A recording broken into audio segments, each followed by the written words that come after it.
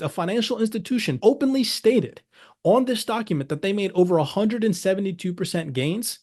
Are you kidding me? You cannot do that anywhere on any traditional investment. And this is for a fact proof that these financial institutions are utilizing these digital assets, these cryptocurrencies, right, to make gains in this market.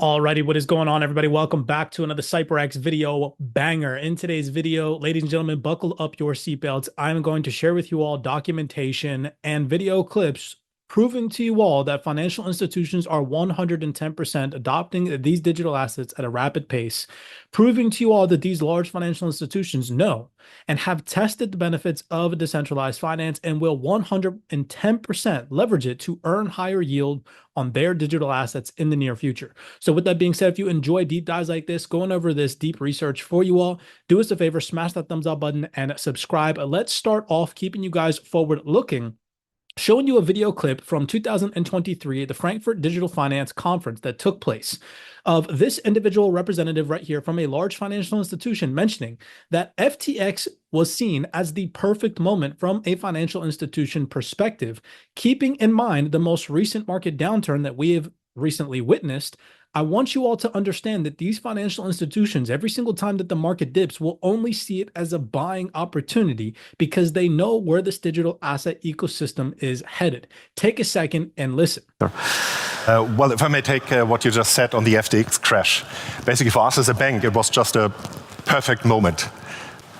Absolutely. So the key point is also you're making the FTX disaster and the other disasters we've seen have not led you and your colleagues to close down crypto projects and so on. Yeah. Absolutely not. Rethinking it and just focusing on the real necessary points, but not stopping it, not at all.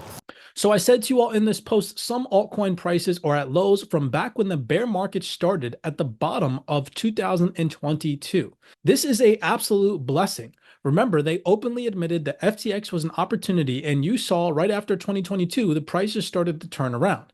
That's because they were buying everyone's fear. So again, what do you think you should be doing given this amazing discounted opportunity that we've just recently seen over the past 72 hours? No, and also you and I learned a new trick, which was that we realized that this was a long duration asset and you need to have a longer time horizon than was traditional in macro. Yeah. And we both had to learn that trick. You know, you have to learn it. It's hard. But you learn it, and you learn, as you're doing now, is if you've got a long duration, you should be buying in the sell-offs and not selling. So again, take that into consideration. I'm not telling you guys to go out there and buy digital assets, but definitely take into consideration what these financial institutions have told you publicly on stage. Now, let's get into the nitty-gritty. First, again, to keep you guys forward-looking, I have a document here that was from May 2024, labeled the Digital Transformation Risk Radar from Baker McKenzie. All right. And we're going to scroll right down here to page 8. And I want to read this for you guys because, again, keeping you all forward looking, these documents, they're never going to get projected to the mainstream, especially in fear, uncertainty, and doubtful moments like the ones that we have most recently experienced over the past couple of trading sessions.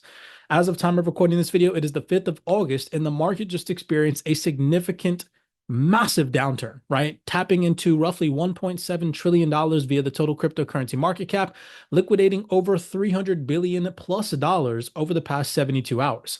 But here it goes on to mention the adoption of crypto assets as an asset class continues unabated despite high-profile failures of crypto exchanges, with markets having now recovered. For financial institution involvement with crypto has meant significant risk ranging from limited governance and transparency in these markets and exposure to financial crime to the challenge of investor protection and, crucially, potential reputational damage. Governments have now largely brought the market within AML and CFT regimes and are now bringing crypto more fully within financial regulations and supervision. The EU's MICAR in 2024, greater regulatory certainty is increasing, and the appetite of traditional financial institutions to enter this market and the use of this technology. So I thought that I would read this segment to you guys because, again, this is from May 2024. Keep in mind where we are currently at in the market environment, but this document goes on to confirm that traditional financial appetite for these these risky assets is increasing because of the regulatory environment continuing to mature. Now, do you all remember this report? This is from back June 28th, 2024. A report forecast $30.1 trillion in tokenization markets by 2034 from the Trade Finance Global, and they're talking about a report that was put out via Standard Charter and Cinepulse. Now, I posted about this on the X space where I mentioned Standard Charter is talking about DeFi. And the reason why I'm going on to confirm this for you all, that these financial institutions are talking about DeFi, is to confirm what I mentioned to you all in this tweet or this post, that these large institutions now and have previously been testing the benefits of DeFi and will 110% leverage DeFi to earn higher yields on their assets, which I'm going to prove to you all in this video breakdown. Okay, so going back to this fundamental piece where, again, Trade Finance Global posted about this, the projected tokenization, real world tokenization market capitalization, 30 trillion by 2034. Okay. And you can see in this document, this is the document right here, real world asset tokenization, a game changer for global trade. We can see what they're talking about. At the heart of this Project Guardian lay a bold vision to explore how blockchain networks can help advance the development of safer and more efficient financial networks. A collaboration with the Monetary Authority of Singapore and industry leaders participating in institutional conducted market case studies to design the blueprints for the future market infrastructure that leverages the innovative potential of blockchain and DeFi, right? You see right there, that is confirmation that these financial institutions know exactly what is going on. Here you can see DeFi mentioned again in another portion of this whole entire PDF, which again, you can just literally go and Google this, the PDF version, and you can download it and read it yourself. Now, over to this post, I said, I don't think people truly understand how much DeFi ecosystems are about to expand over the next 1 to 3 years. These large institutions know and have tested the benefits of DeFi and will 110% leverage it to earn higher yields on their digital assets in the near future. And this is a document talking about the recent developments on the Buildle Fund, MakerDAO in the DeFi space, and Ondo Finance with collaborations, Securitize, BlackRock, so on and so forth. All right, so we won't get into this in too much detail, but again, these are large financial institutional names like BlackRock and Securitize that are dealing in DeFi, okay? But I really want you all to focus on what I said in this post, and we're going to confirm this in today's video breakdown. So let's head over here just to confirm. This is a document from 2024, June, Hong Kong Institute for Monetary and Financial Research. I've covered this in previous video breakdowns, but just to again show you that financial institutions are 110% adopting these digital assets and utilizing DeFi protocols. Here you can see in this document who was surveyed. It says a total of 59 entities participated in the survey, including 40 financial institutions. I'll stop right there.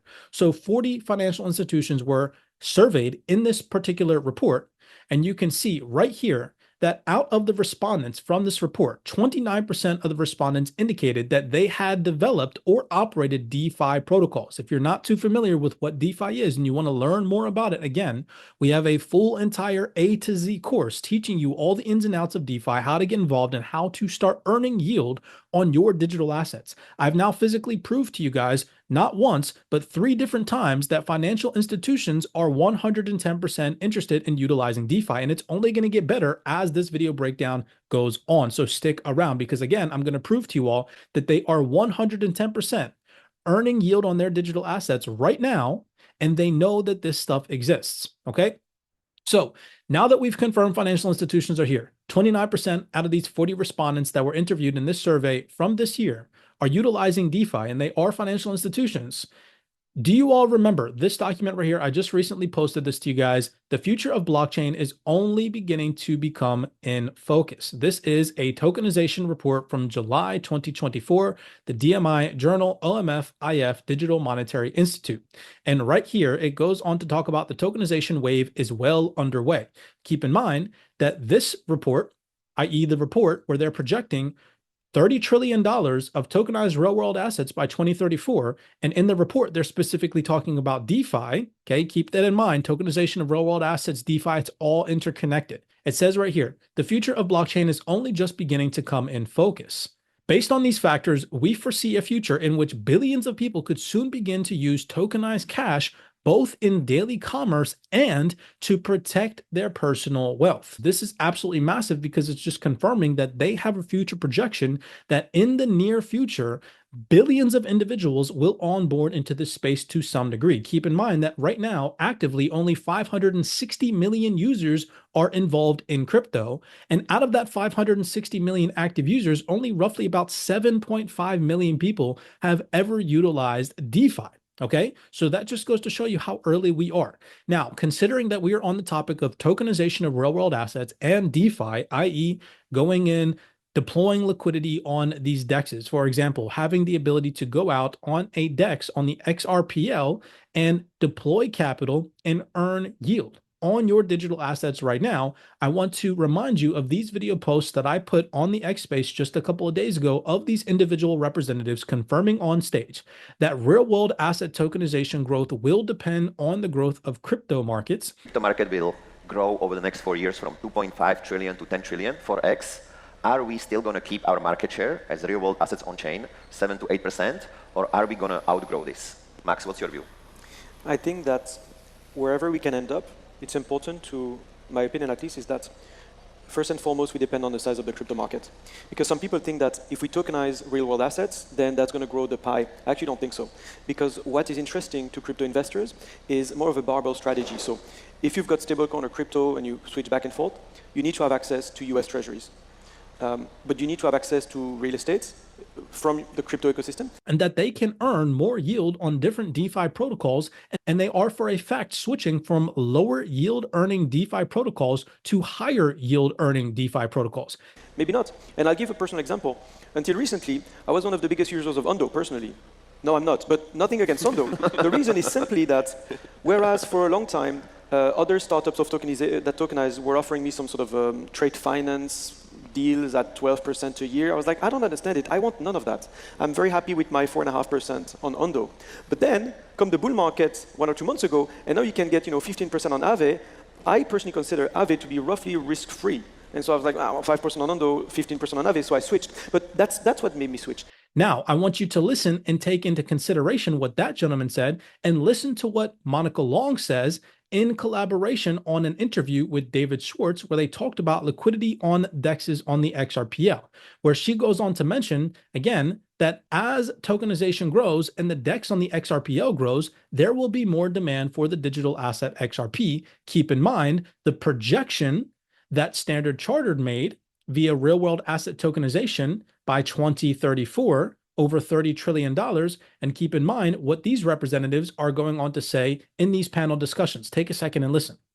Yeah, so for our payments customers, we've supported various tokens in the payment flow. Of course, XRP as a bridge asset, and that position for XRP doesn't change in our view, especially as more and more types of assets get tokenized on blockchains, and there's a need for efficient liquidity between what will increasingly become a longer and longer tail of different types of assets. Even amongst the currencies, there'll be different issuers of different currencies. And the more that transactions happen, especially right on Ledger with the decentralized exchange, there'll be more and more demand for XRP as a bridge asset. That will continue. As tokenization of real-world asset grows, so will the cryptocurrency market. You cannot make this stuff up. They're telling you guys this stuff on stage. Now, let me further blow your mind. If you're still here, you're tapped in, you're paying attention to details, smash that thumbs up button and subscribe. Let's jump into this report from July 29th, 2024. This is where I'm going to confirm to you all that these financial institutions are for a fact utilizing these digital assets to earn yield. Okay. Franklin Templeton and SBI Holdings, I highlighted that in yellow, we're going to come back to that, form a joint venture to focus on digital assets in Japan. The proposed JV will leverage Franklin Templeton's comprehensive suite of investment products, including exchange-traded funds. Now, that's not the juicy part. Right down here, it goes on to talk about how the JV will focus on managing digital assets and securities, including tokenization.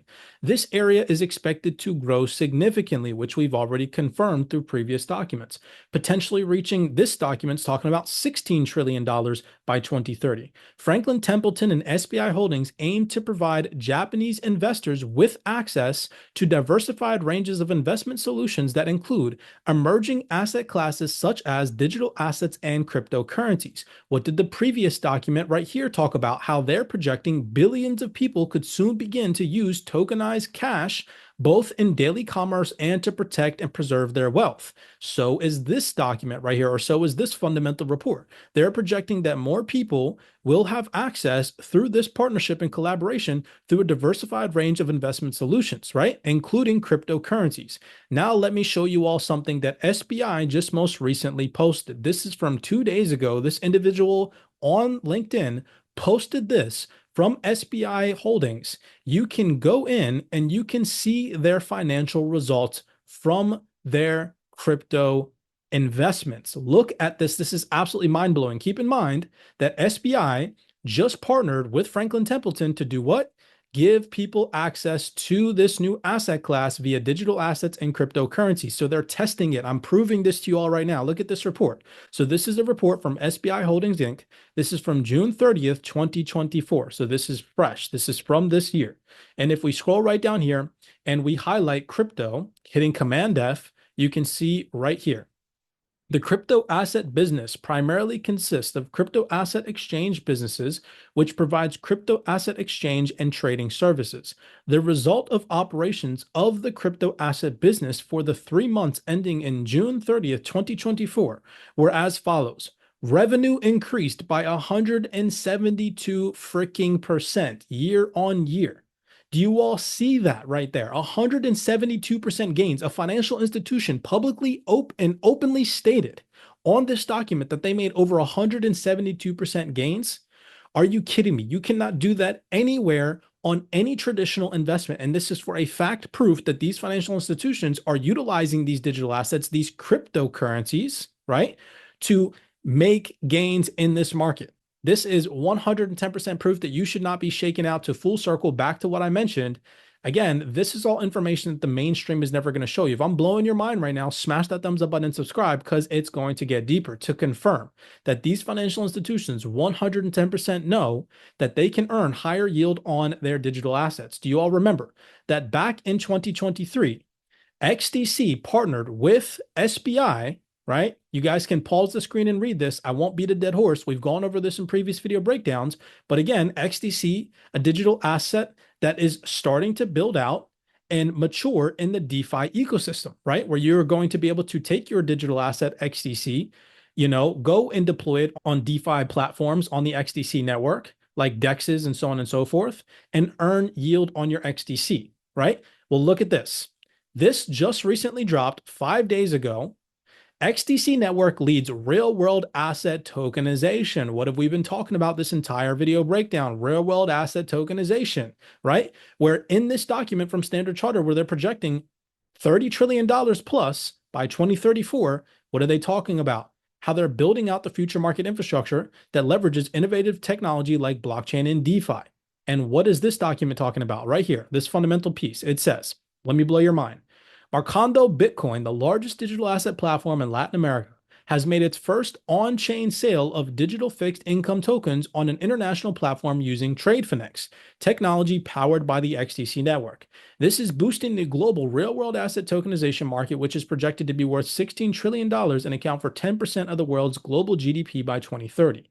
The logistics company Ascensus, backed by the product by a real-world token, and was made available through the Layer 1 blockchain XDC. Now, this is where it's going to blow your mind. To confirm what I said to you all in this post, here it says, the dollar token matures in 3 months with a 9.2% yearly return, which is a significantly higher percentage when compared to U.S. Treasury bonds, i.e. traditional investments, which tracks the country's interest rate of 5.25 and 5.5% per year. So do you see right there? This is now physical proof that these large organizations know that you can earn higher yield. It says right here, significantly higher than traditional US Treasury bonds.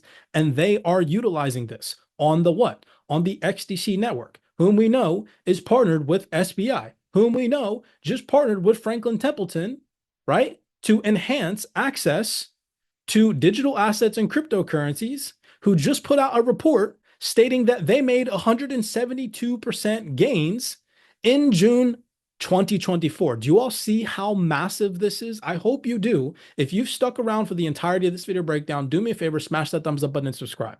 And if you're interested in learning about DeFi, you want to know more about it, you want to know how to start to deploy your digital assets into DeFi protocols and start earning yield just like these financial institutions are, for a fact, I've now proven that to you all, then again, visit CYPRXtrading.com. We would love to have you in the CYPRX Wealth 28 Club team, enlightening you and educating you on this new digital transformation. I cannot stress enough, ladies and gentlemen, now is the time not to be asleep, not to be fearful, but to take advantage of the opportunities that are readily available to each and every single individual, so you choose to use them. None of this is financial advice. I'm just showing you guys devils in the details, going over information that is never going to reach the mainstream masses.